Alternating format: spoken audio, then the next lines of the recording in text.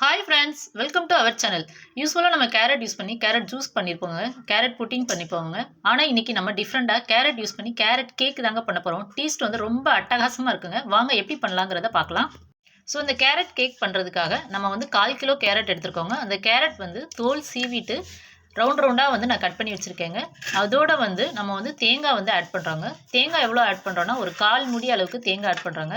யூஸ்வலாக தேங்காய் போடும்போது நமக்கு டேஸ்ட் வந்து நல்லா கிடைக்குங்க. ஸோ அதனால் நம்ம வந்து தேங்காய் ஆட் பண்ணுறோங்க. ஸோ அதுக்காக வந்து சர்க்கரை வந்து ஒரு மெஷரிங் கப்பில் வந்து எடுத்துருக்கேங்க. மெஷரிங் கப்பில் வந்து நான் 1½ கப்பு வந்து சர்க்கரை எடுத்துக்கிறேங்க. நான் எடுத்திருக்க மாவு வந்து 2 கப்புங்க. அதுக்காக நான் வந்து 1½ கப்பு வந்து சர்க்கரை எடுத்துக்கிறேன். இதை வந்து மிக்ஸி ஜாரில் போடலாங்க. மிக்ஸி ஜாரை நல்லா வந்து தொடச்சிக்கோங்க, ஈரம் இல்லாமல் பார்த்துக்கோங்க. இப்போ இதை போட்டுட்டு இதை வந்து நல்லா வந்து நம்ம அரைச்சி எடுத்துகிட்டு வந்துடலாம். இப்போ வந்து நம்ம பார்க்குறது வந்து நம்ம அரைச்சி எடுத்துகிட்டு வந்த சர்க்கரை தாங்க. சர்க்கரை நல்லா மையாக அரைச்சி எடுத்துகிட்டு வந்திருக்கோங்க. அதை தான் இப்போ வந்து நம்ம பவுலில் போட்டிருக்குது. ஸோ இப்போ வந்து நம்ம பார்க்குறது வந்து என்னென்னா, நம்ம ஆல்ரெடி பார்த்த கேரட்டும் தேங்காய்ங்க, அதை வந்து நம்ம அரைச்சி எடுத்துகிட்டு வந்திருக்கோம். இதை வந்து நான் கொஞ்சம் கெட்டியாகவே அரைச்சி எடுத்துகிட்டு வந்திருக்கேங்க. இப்போ இந்த ஃபில்ட்ரு எடுத்துக்கலாங்க. எடுத்துகிட்டு நம்ம அரைச்சி வச்சுட்டு வந்து அந்த ஜூஸை வந்து ஊற்றிடலாங்க. ஊற்றி வந்து அந்த தண்ணி மட்டும் நம்ம நல்லா ஃபில்ட்ரு பண்ணி எடுத்துக்கிறோங்க. ஸோ இது வந்து நல்லா திக்காக இருக்கிறதுனால இந்த மாதிரி ஒரு ஸ்பூன் எடுத்து லைட்டாக அழுத்தி விட்டிங்கன்னா அதில் உள்ள வந்து தண்ணியெல்லாம் நல்லா வந்து ஃபில்டர் ஆயிருங்க. ஸோ இப்போ வந்து ஸ்கூல் லீவுனால பசங்கள்லாம் வீட்டில் இருக்கும்போது அப்பப்போ ஏதாவது வந்து ஸ்நாக்ஸ் கேட்பாங்க. ஸோ இந்த மாதிரி நம்ம வந்து ஒரு டிஃப்ரெண்ட்டாக செஞ்சு கொடுக்கும்போது பசங்களும் வந்து நல்லா விரும்பி சாப்பிடுவாங்க.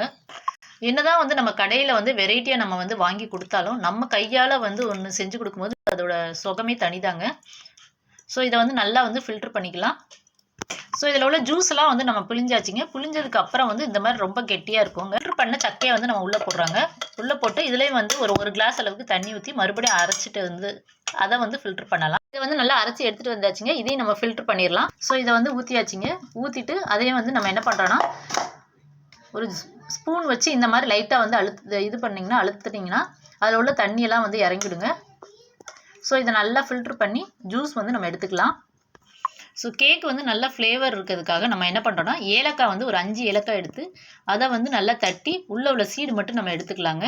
ஸோ நம்ம எடுத்து வச்சுருக்க இந்த கேரட் ஜூஸை வந்து நம்ம ஆல்ரெடி வந்து பவுடர் பண்ண சர்க்கரையோட மிக்ஸ் பண்ணுறோங்க. நல்லா வந்து இந்த மாதிரி ஒரு ஸ்பூன் எடுத்துகிட்டு நல்லா கலக்கி விட்டுக்கோங்க. அதாவது இந்த பவுடர் பண்ண சர்க்கரை வந்து நல்லா கரையணுங்க. கரையிற அளவுக்கு வந்து நம்மளுக்கு அடியில் வந்து அப்படியே நிற்கிற மாதிரி இருக்கும். ஸோ நல்லா வந்து கரைச்சி விட்டுக்கோங்க. ஸோ இப்போ நம்ம காமிச்ச ஏலக்காய் வந்து பவுடர் பண்ணியாச்சுங்க. இந்த ஏலக்காய் வந்து அதில் ஆட் பண்ணிடலாம். ஸோ ஏலக்காய் வந்து நம்ம ஆட் பண்ணியாச்சுங்க. அதையும் போட்டு லைட்டாக மிக்ஸ் பண்ணி விட்டுறலாம். ஸோ இந்த கேரட் கேக் பண்ணுறதுக்காக நம்ம எடுத்துருக்கிறது வந்து கோதுமை மாவுங்க. நம்ம ஆல்ரெடி மெஷரிங் ஜாரில் வந்து 1½ கப்பு வந்து சர்க்கரை எடுத்தவங்க. அதே கப்பில் வந்து 2 கப்பு வந்து கோதுமை மாவு எடுத்துருக்கேங்க. ஸோ இந்த கோதுமை மாவை வந்து இந்த ஜூஸ் எடுத்து வச்சுருக்கோம்ல அதில் வந்து நம்ம போட்டுடலாங்க. ஸோ இந்த கோதுமை மாவு வந்து மொத்தமாக அப்படியே போடாமல் கொஞ்சம் கொஞ்சமாக போட்டு இந்த மாதிரி கலக்கி விட்டுக்கிட்டே இருங்கங்க. கலக்கி விட்டுட்டு நல்லா வந்து மிக்ஸ் பண்ணிக்கோங்க. அதை கட்டி ஃபார்ம் ஆகாத அளவு கொஞ்சம் கொஞ்சமாக போட்டு மிக்ஸ் பண்ணிக்கோங்க. 1/4 ஸ்பூன் அளவுக்கு பேக்கிங் சோடா போட்டுக்கலாம். இப்போ நல்லா வந்து இதை மிக்ஸ் பண்ணி விட்டுடலாம். அந்த பேக்கிங் சோடா வந்து அந்த இதோட கலந்துக்கலாம். ஸோ கோதுமை போட்டு எந்த அளவுக்கு வந்து நம்ம நல்லா கரைச்சி எடுத்துருக்கோம் பாருங்கள். எந்த கட்டியும் இல்லாமல் நல்லா வந்து கரைச்சி எடுத்தாச்சுங்க. ஸோ அதுதான் இப்போ நம்ம பார்க்குறது. ஸோ இந்த அளவுக்கு வந்து நல்லா கரைச்சி எடுத்துக்கலாங்க.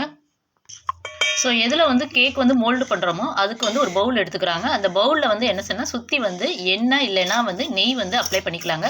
இது வந்து எதுக்காக அப்ளை பண்ணுறோன்னா அது வந்து என்னென்னா நம்ம டீமோல்டு பண்ணுறதுக்கு ஈஸியாக இருக்கும். இல்லைனா அடியில் வந்து ஒட்டிக்கிட்டு இருக்க மாதிரி இருக்கும். ஸோ அதுக்காக வந்து நெய்யோ எண்ணெயோ வந்து நம்ம தடவுறோங்க. ஸோ இப்போ வந்து சுற்றி வந்து நம்ம நெய் அப்ளை பண்ணியாச்சுங்க. அதுக்கப்புறம் நம்ம வந்து ஆல்ரெடி எடுத்து வச்சுருந்த இதை வந்து ஊற்றிடலாங்க. ஸோ எந்த அளவுக்கு நல்லா திக்காக இருக்குன்னு பார்த்துக்கோங்க. இந்த கன்சிஸ்டன்சி வந்து கரெக்டாக இருக்குங்க நமக்கு. இப்போ வந்து நம்ம வந்து கேக் வந்து வேக வைக்கிறதுக்காக வந்து நல்லா அடி கனமான ஒரு கடாய் வந்து எடுத்துருக்கேங்க. அந்த கடாய் வந்து ஒரு 5 மினிட்ஸ் வந்து ப்ரீ ஹீட் பண்ணிடலாங்க. நல்லா ஆவி பறக்குது பாருங்கள். ஸோ ப்ரீ ஹீட் பண்ண பிறகு அதை வந்து இதை ப்ளேஸ் பண்ணியாச்சுங்க. ப்ளேஸ் பண்ணிட்டு இது வந்து ஒரு மூடி போட்டுடலாங்க. மூடி போட்டு லோ ஃப்ளேமில் நம்ம ஒரு 1/2 அன் ஹவர் வச்சுருக்கலாங்க. 1/2 அன் ஹவர் கழித்து நம்ம எப்படி இருக்குன்னு பார்க்கலாம். இப்போ வந்து நமக்கு 1/2 அன் ஹவர் ஆயிடுச்சுங்க. 1/2 அன் ஹவர் கழிச்சு இப்போ ஓப்பன் பண்ணி பார்க்குறோம். வாட் சர்ப்ரைஸ் எப்படி இருக்குன்னு பாருங்கள். சூப்பராக இருக்குது. இந்த மாதிரி நேரம் வச்சு டெஸ்ட் பண்ணி பாருங்கள். இதில் வந்து ஒட்டாமல் வந்துச்சுன்னா நமக்கு வந்து நல்லா வந்துருச்சுன்னு அர்த்தங்க. இப்போ நமக்கு சூப்பராக ரெடி ஆயிடுச்சுங்க. இப்போ நம்ம வந்து கேரட் கேக் வந்து டிமோல்ட் பண்ணியாச்சுன்னா எவ்வளோ சூப்பராக வந்திருக்கு பாருங்கள். பார்க்கவே நல்லா சூப்பராக இருக்குங்க.